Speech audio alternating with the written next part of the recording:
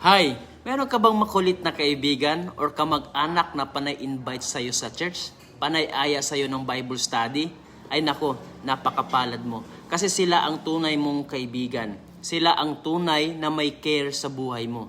Sila ang may care hindi lang sa physical at social life mo, sila din ay may care sa spiritual life mo.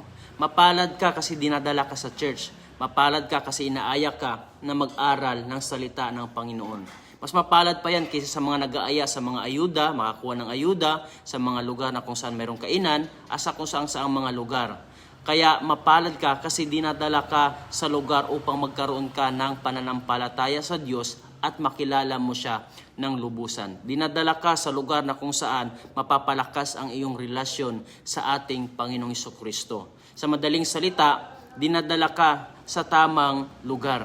Dinadala ka sa tamang sitwasyon upang maging maayos ang iyong kalagayan. Sa lugar na kung saan nangangaral at ipinapangaral ang daan tungo sa kaluwalhatian at paano magkaroon ng kaligtasan. Kaya, pasalamatan mo ang mga taong patuloy nangunguli sa iyo upang ikaw ay madala sa church at makapag-aral ng salita ng Panginoon. Maraming salamat, isang mapagpalang araw sa ating lahat.